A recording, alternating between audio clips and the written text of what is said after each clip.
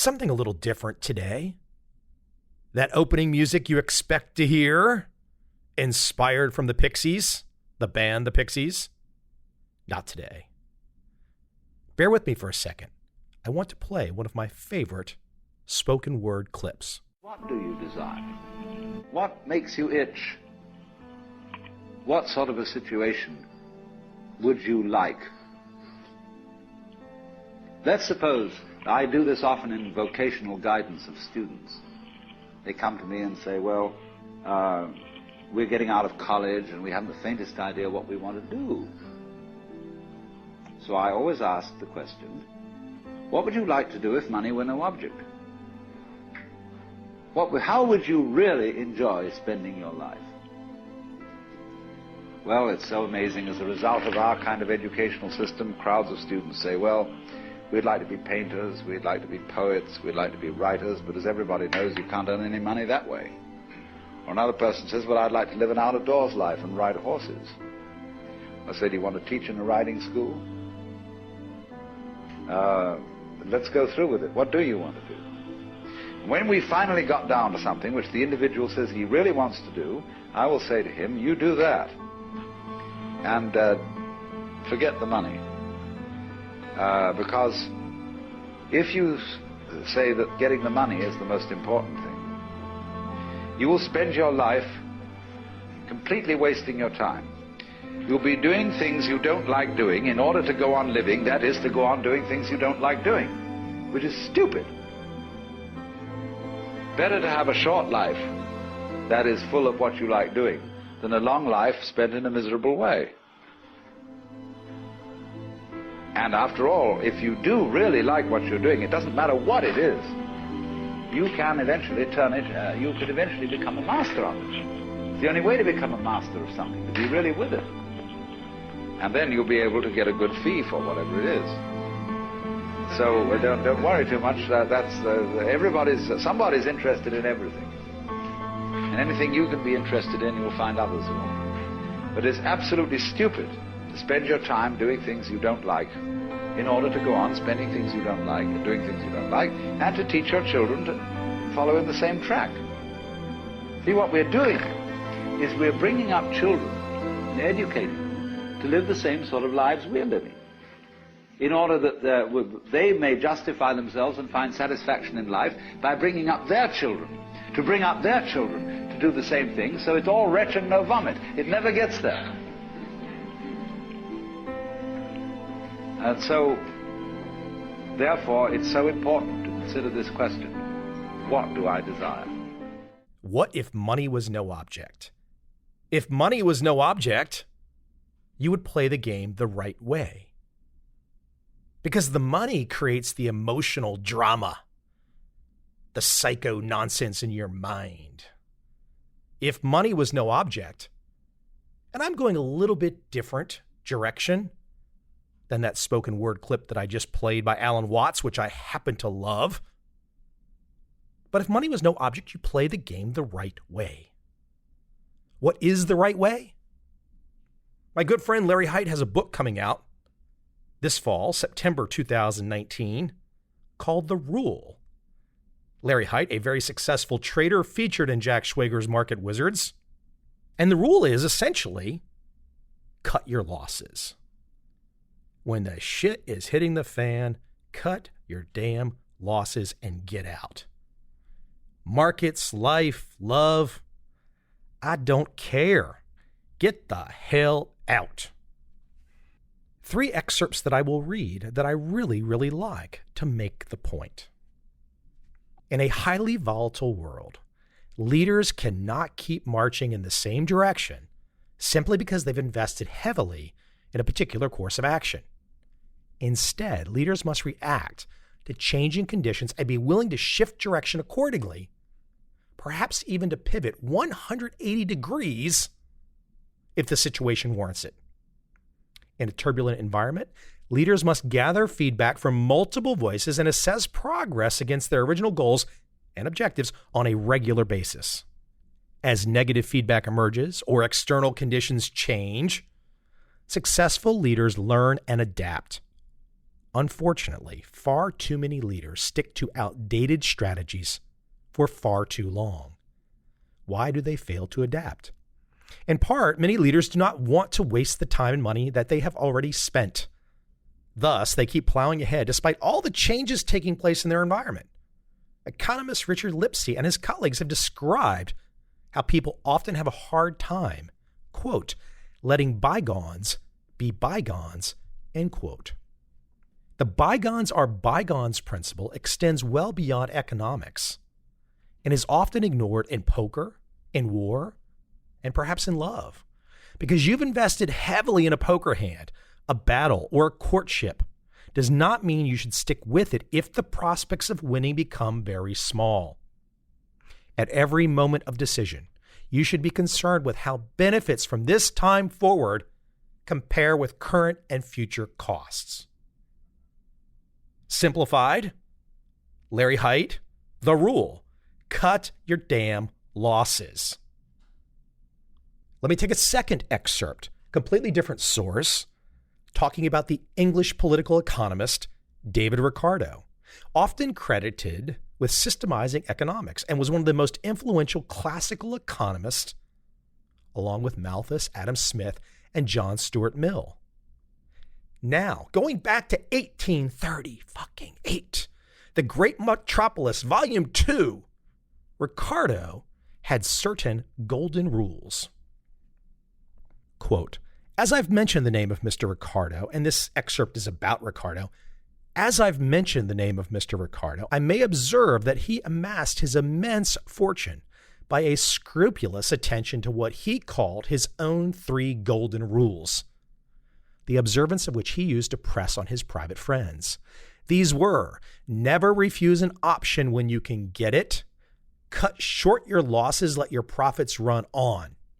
By cutting short one's losses, Mr. Ricardo meant that when a member had made a purchase of stock and prices were falling, he ought to resell immediately. And by letting one's profits run on, he meant that when a member possessed stock and prices were rising, he ought not to sell until prices had reached their highest and were beginning to fall again. These are indeed golden rules and may be applied with advantage to innumerable other transactions than those connected with the stock exchange. That's back to 1838. Now, what percentage of us, the human animal, understand this in our gut, deep in our gut? What percentage? 1%? 2%? Less than 1%? This stuff's tough sledding. You can take the simple statement to cut your losses and literally go find books and books and books, academic works that go on forever to buttress the simple heuristic, the rule upon which, for example, Larry Hite's new book Coming is based on. The title, The Rule. Now I have one more longer one that I want to share to make my case today about taking your damn losses. This is from a psychologist, Heidi Grant Halverson, who I have to find her way onto this podcast. The title of her piece from Psychology Today, How to Cut Your Losses When It's Not Working. Learn how to make it easier to cut your losses and move on. Heidi goes on to say, sometimes you don't know when to throw in the towel. As time passes, it becomes clear things aren't working as you planned. You realize that pursuing whatever it is that you're pursuing, whether it's being successful in your current career, mending a troubled relationship, or renovating your house from top to bottom, it will cost you too much financially or emotionally or take too damn long. But instead of moving on to new opportunities, all too often you simply stay the course and sacrifice your own well-being in the process. You're not alone. Most of us know what it's like to stay in a job or a relationship long after it's ceased being satisfying, or to take on a project that's just too big for us and be reluctant to admit it. CEOs have been known to allocate manpower and money to projects long after it's become clear that they are obviously failing, digging a deeper hole rather than trying to climb their way out of it. Do you remember how long it took to get rid of New Coke? As a side tangent, as I think about New Coke, They introduced that crap back when I was in high school. I remember having to go to all the damn stores. Not that I'm some kind of Coke nut that has to drink it every day. But all of a sudden, if you wanted a Coke, you had to go explore who still had stock. While every damn 7-Eleven in the world was pumping this new stuff that tasted like shit. Enough of my tangent. Back to Heidi's article.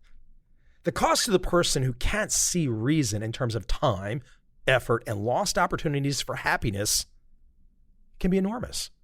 We recognize this kind of foolishness immediately in others, but that doesn't stop us from making the same mistakes ourselves. Why? Why do we do this?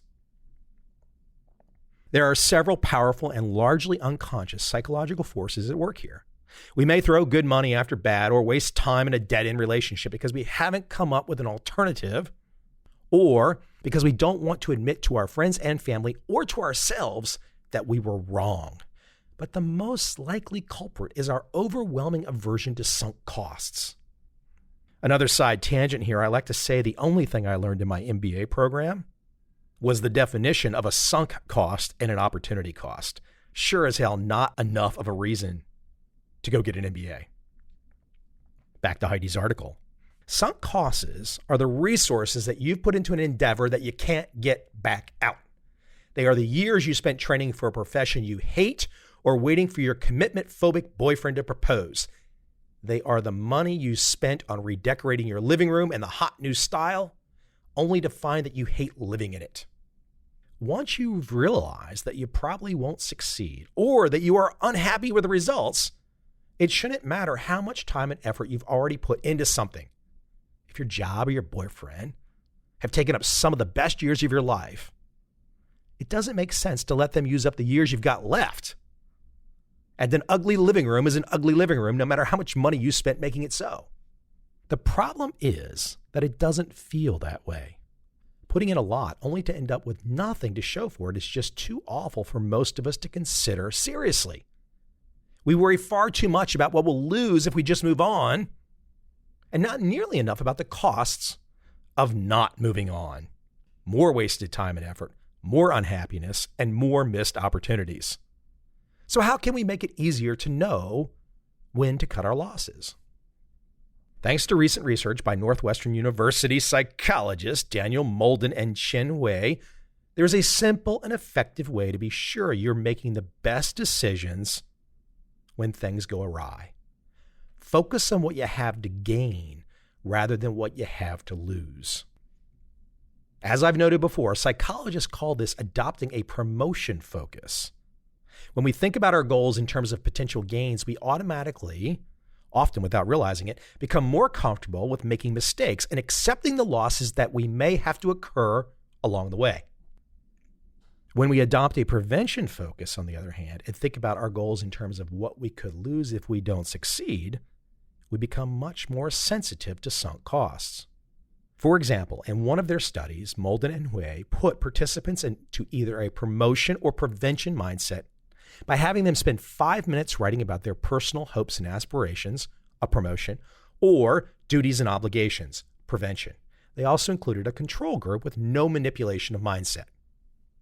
Next, each participant was told to imagine that he or she was president of an aviation company that had committed $10 million to developing a plane that can't be detected by radar. With the project near completion and $9 million already spent, a rival company announces the availability of their own radar blank plane, which is both superior in performance and lower in cost. The question put to participants was simple. Do you invest the remaining $1 million and finish your company's inferior and more expensive plane, or cut your losses and move on? Heidi concludes her piece by saying, it's not difficult to achieve greater clarity if you make a deliberate effort to refocus yourself when making your decision. Stop and reflect on what you have to gain by cutting your losses now, the opportunities for happiness and growth. If you do, you'll find it much easier to make the right choice. I mean, literally, isn't all of this behavioral finance, behavioral economics, modern psychology, isn't it all this? The human condition, the the human inability to not take a loss. It all reduces to that. But the trick is to do it. The trick is to not be influenced by all of the people that are surrounding you, telling you that you can't fit into the family, you can't be part of the club, the business won't accept you if you don't do what every other damn fool's already doing. This is all about clear thinking. I mean, if you're of the mindset, and I love his movies, many of his movies are great, but if you go watch the Tom Cruise Scientology piece, I mean, it's batshit nuts. His intention is not bad. He clearly wants to help people. I believe that. But the direction, the foundation upon which he's making decisions. And look, this is just a tangential example, bringing Tom Cruise and Scientology into showing the way to properly think, to properly take losses. So many people around the world have good intentions. And again, like I said, I don't think Tom Cruise has bad intentions. But good intentions and emotions are not the way to make decisions. Not when you have limited time and limited resources. Limited lifetime, I mean. So you have to optimize your decisions in the face of uncertainty and knowing probabilistically it's not going to work out for you every time. So you have to make as many good decisions as you can, realizing that a lot of them are going to go bad. I want to leave with one final little example that I thought about the other day, and I thought this really makes sense. The Hall of Fame basketball player, Magic Johnson, he just quit as the Los Angeles Lakers NBA basketball team, their general manager. He quit. Now, in years past, Magic Johnson attempted to be a coach of an NBA team, the Lakers, and quit. He attempted to have a talk show and quit. Now, of course, his achievements are well known. He won a college championship. He won a lot of NBA championships with the Lakers. He's a great player. And I know also he has had tremendous business success outside of basketball. But here are three big things in his life that he quit. Coach, general manager, and being a talk show host. He quit those. Big failures, or to the outside world, they look like big failures. And especially now with leaving the Lakers, oh my gosh, everyone's talking so much shit about Magic Johnson. And maybe he made bad decisions. Maybe he's not very good as a general manager. But you know what he seems to be very good at? He seems to be very good at taking a loss.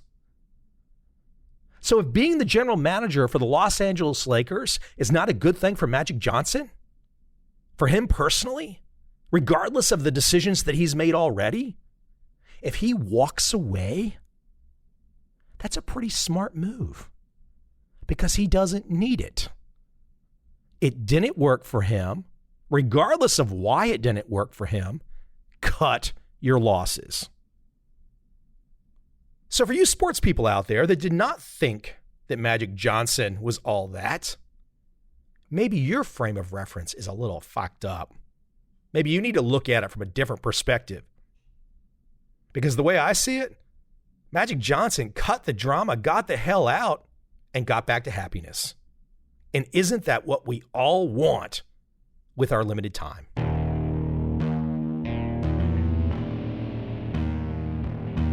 I see a time when those awake will understand how to make money in up, down, and surprise markets.